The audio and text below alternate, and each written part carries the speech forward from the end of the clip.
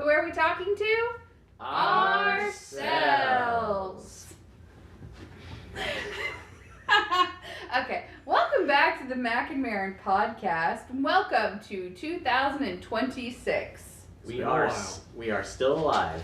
Yes. Sorry, we've been MIA for a few weeks. It was a holiday season. Yeah. Unfortunately, at the start of around Thanksgiving time, two of us got really sick, and then we got busy with holiday stuff, and then the other people also got sick. So it's just been a combination of dealing with illnesses and dealing with the craziness that is the holiday season. It was a holiday season. And hopefully you and yours had a good holiday season. Merry Christmas, Happy Kwanzaa, Happy Hanukkah. Happy Hanukkah. Happy whatever you celebrate. Happy whatever you celebrate. All the celebrations. Also, we got our Spotify Wrapped, which was quite surprising to find out we had someone listening in Brazil.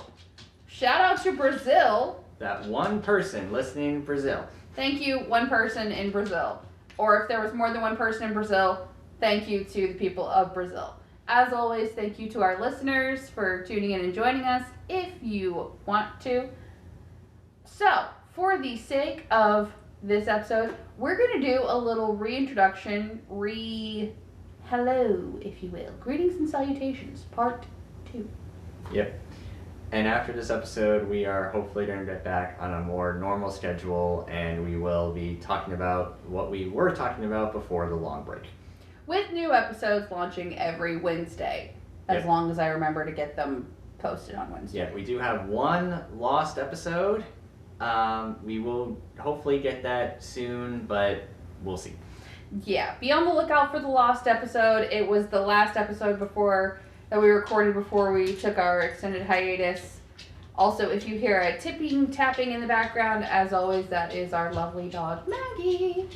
Yep. So, for those of you who don't know, the lost episode was our So Bad It's Good take on the 1993 Super Mario Brothers live-action movie starring Bob Hoskins and John Leguizamo. But, for now, it's in the clouds. Yep. Alright, so introduction time.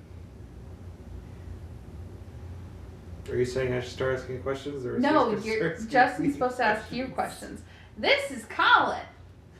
Colin, Tori, Justin. So Colin, so for those of you that don't know, our first introduction we kind of asked each other questions based on, I think, our favorite movie, our favorite quote, and what was the other one? Our favorite character. Favorite character. So we're gonna change it up a little bit. So, Colin, who is your favorite superhero? Spider-Man. Okay, why? Because one, he struggles more than just fighting bad guys. He struggles with day-to-day life, which is nice and relatable. Also, he's a mathematician.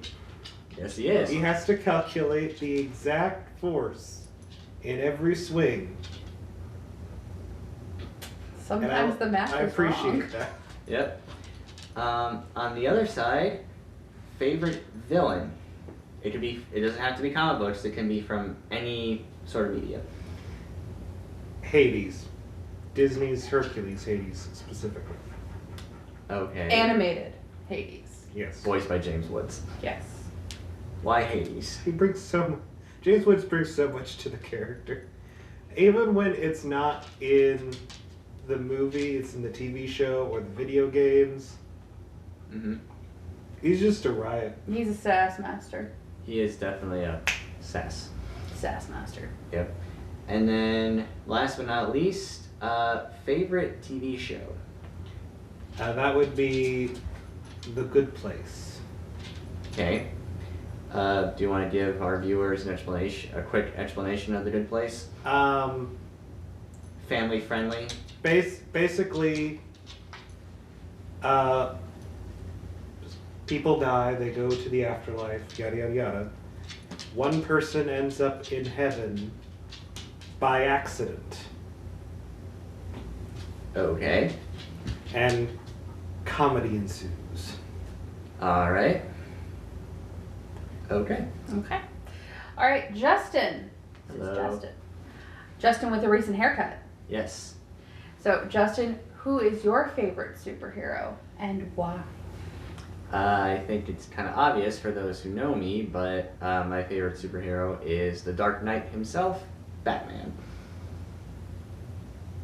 I know you're not a fan of Broody Batman. McBruderson. Okay, who's So- your favorite? Oh, I'm sorry. Your reason. So the reason why Batman is my favorite superhero is, well, first of all, I've watched Batman the animated series ever since I was about 4 years old. I grew up with the character, but more recently, when I was a teenager, I had one of the worst experiences in my life. I'm not going to go into full detail, but it was a family tragedy. And I started reading a lot of Batman comics, and that really helped me deal with the tragedy. And he continues to inspire me to this day. So Batman is my favorite superhero because of that. So he helped me get out of a dark place. I mean, one could also argue that Batman has the best sidekick helper character in the form of Alfred. I was wondering if you were going to say Robin. Nope. Robin's come and go, but Alfred is forever. Funniest joke ever is Batman works alone. Yeah. Yeah. Yes, if you don't count, if you don't count Alfred, Commissioner Robin, Gordon, Alfred, Robin's 1, 2, 3, and 4, and 5. Batgirl's 1, 2, 3. One of the Batgirls was the Robin. Yeah, that's Stephanie The Brown. Robin.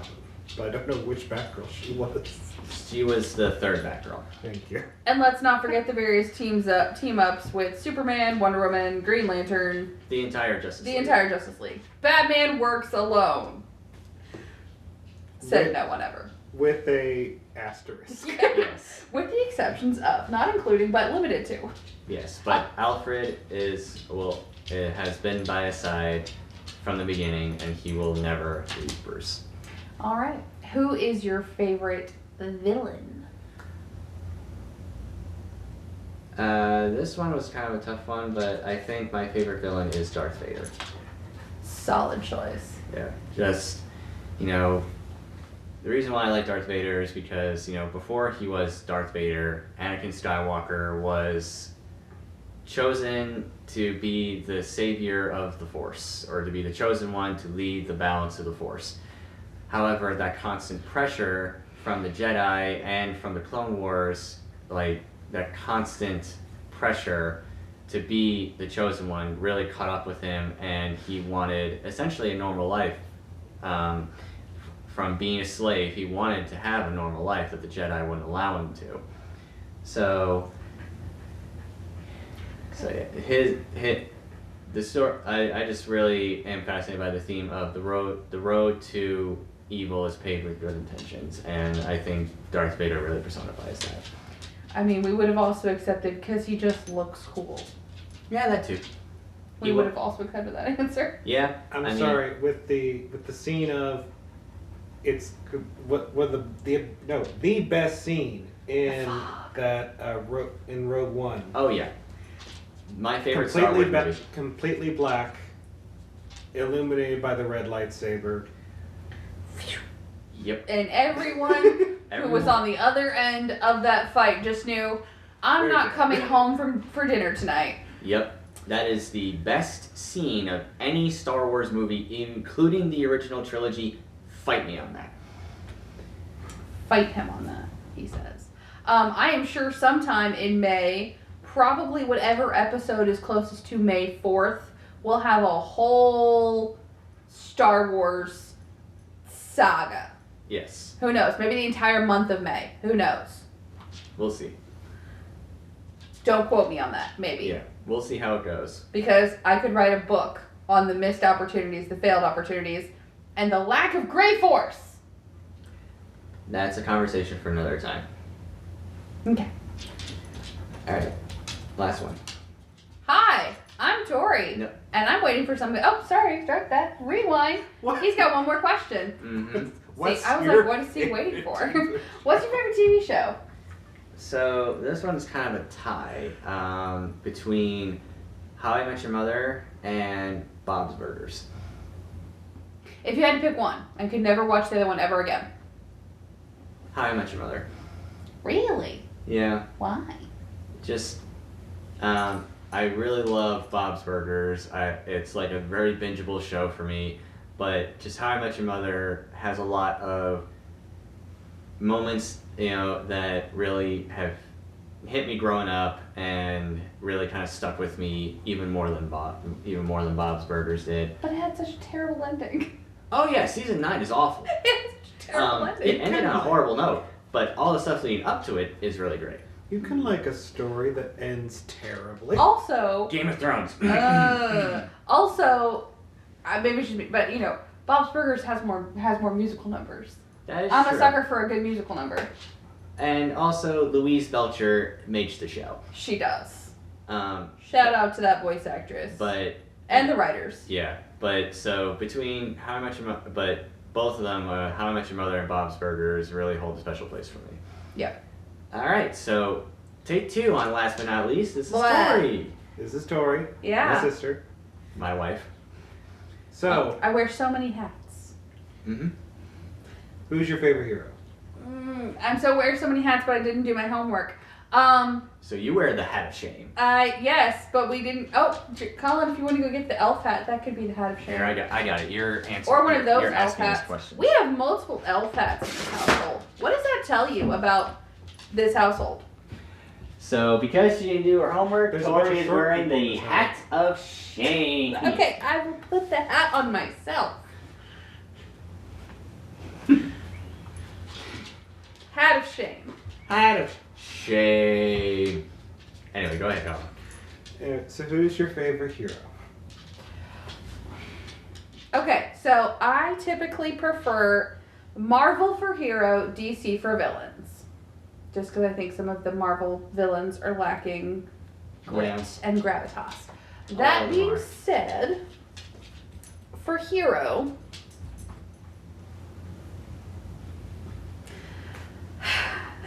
You're stalling. this is a stupid hat. Well, All that's- right. That's a hat of shame. Okay, for hero, I would probably have to say, okay. Toy, Casa, Well, Who would I rather talk to? Jean Grey. Jean Grey from the X-Men? Yes. Okay, before or after Phoenix Force? ¿Por qué no los dos? Okay. Because one will kill you. Yeah.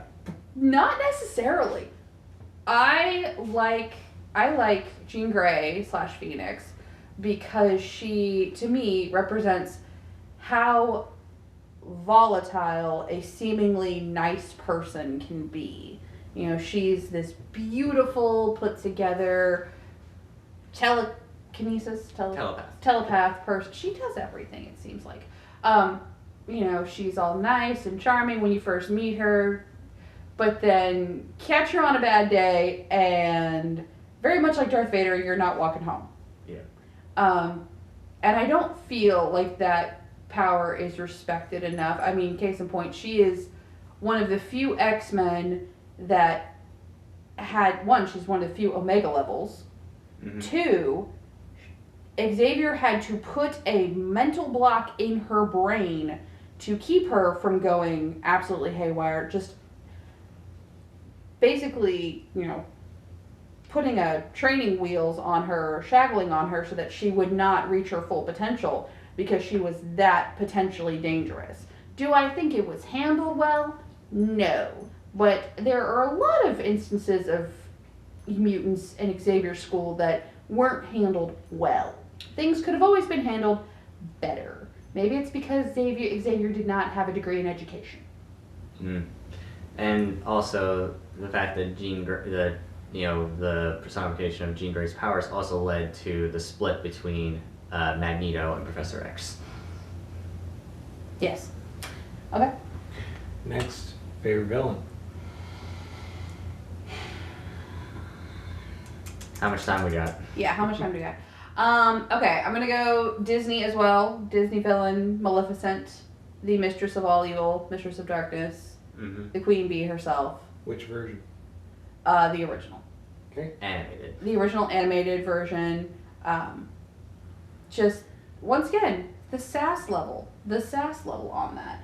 And the fact that, we've done the discussion before of justifying her evilness.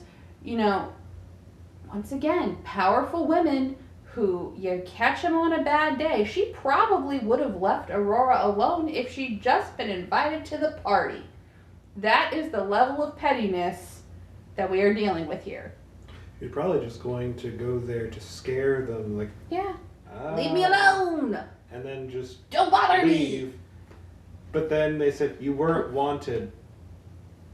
Although to be fair, Don't say that while she's in the room. to be fair, it was only Merryweather that said that. It wasn't the king or queen. It still wasn't great. It was still said out loud. Don't egg on the obviously powerful evil sorceress Oh, when she's in the room with you. Then again, Merryweather is not really known for having it all put together. No. None of the fairies are. But if I wanted to go back to Marvel, even though I said I do prefer DC for villains, I would say on the same level as Jean Grey, Magneto is my favorite Marvel villain, and I argue he should not be a villain. He should not be a villain class.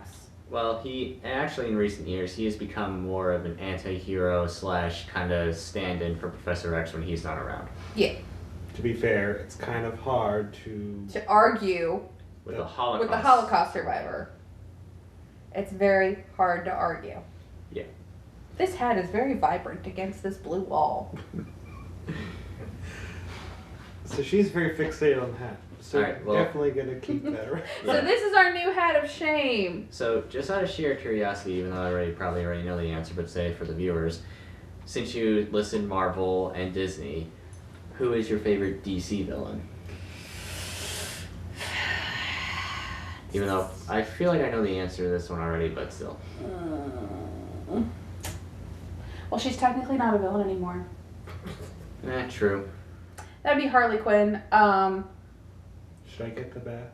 Yes, you can go get the bat. Several years ago, when the first Suicide Squad movie came out, I went in costume. Here is my bat that I decorated myself. Even has a little Batman at the end there.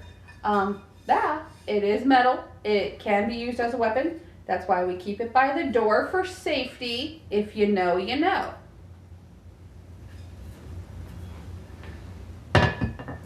So But I would also argue this is another female who's not technically a villain, but she's seen as a villain because she's technically not a good guy, is Catwoman. She's technically not a good guy, but she's technically not a bad guy. it depends on the day. Just because you're a bad guy doesn't mean you're a bad guy. I mean, out of all of Batman's villains, she is probably the one he can reason the most with because, I mean, let's see. He deals with psychotic killer clowns, guys who likes to propose deadly riddles, and or mutants who want to eat people.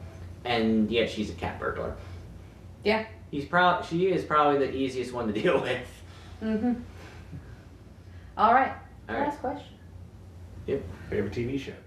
Firefly. Joss Whedon's Firefly. Saw that one coming. No, it's not like there's not a poster on our wall over there. Yeah, well, we're gonna have a whole section dedicated to Firefly over our wall at Yes. some point. Firefly, Gone Too Soon, the movie, I think it was Whedon who said the movie, the spin-off movie, is a Serenity. Band-Aid on the wound that will never close. So, why is Firefly your favorite TV show? Space pirate cowboy That happened to star Nathan Fillion. that happens to star Nathan Fillion. Mm-hmm. Honestly, I love Nathan Fillion. This is the show where this is not the show where I was introduced to Nathan Fillion. I was introduced to Nathan Fillion through Buffy, where he plays the evil priest Caleb, most terrifying role he's ever been in. I stand by that. But there are so many good, wholesome characters. I mean, everybody in the show is wholesome. Even Jane. even Jane, played by Baldwin, first name escaping me, comes to me later, who's the most terrifying guy on the show. I mean, he has a line where it's, do you know what the chain of command is? It's the chain I go and beat you with till you know who's in command. And then in this same episode, he's pacing outside of his crew members' hospital waiting room because he's so scared for them. They're like a little non-nuclear family that is made up of just a bunch of oddballs. You have 2 former military who fought in the resistance. You have a lady of the night. You have a doctor. You have a mercenary, a priest, a mechanic, a pilot, and a cuckoo bird. Yeah. All right. Joy will ensue. Okay. So. I think that wraps it up. Don't Yeah. you think?